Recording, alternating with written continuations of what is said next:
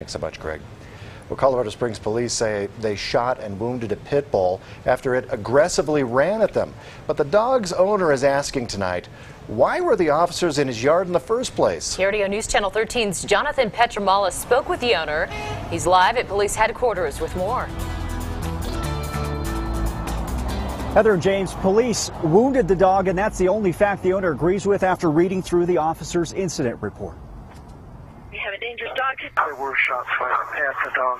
It's a story that might not be as black and white as the Springs police incident report.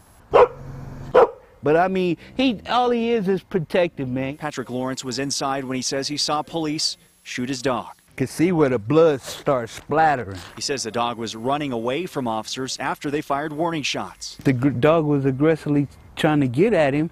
Why is the dog shot in the butt? This is the wound right here. Ironically, it was Lawrence's own health that 911 was dialed in the first place. He's holding his head, he's hyperventilating. Next-door neighbor Claire Herrera found Lawrence nearly passed out on her back steps Sunday afternoon. So I went into the house and called 911 and was simply calling for a medic. But the police showed up first and walked into Lawrence's yard past this sign. What I'm trying to say is the police is getting out of line, man. But some neighbors say maybe not. Neighbors agree there's a good reason for this sign. They say the dog's gone out in the past and attacked. He got me good. I mean, jumped up and latched onto the back of my arm. In April, Jay Swartz was trying to walk his dog across the alley from Lawrence's house, but ended up walking away with 9 stitches. Despite the injury, Swartz never pressed charges, but he still believes the dog is dangerous. If I would have had a gun on me that day, I would have shot it. 4 months later, the police did just that. The dog's wound is still dripping blood. This is a summons to appear in court. So now a judge will decide if the dog is too dangerous for its own yard. It's a mandatory court date, so I got to go to court for the police entering my property.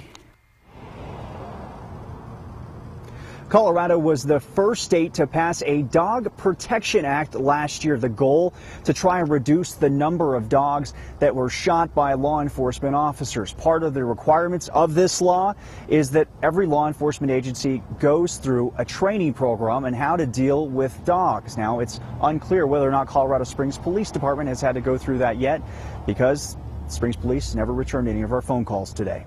Live in Colorado Springs, Jonathan Petramala, KRDO News Channel 13. All right, thanks so much, Jonathan.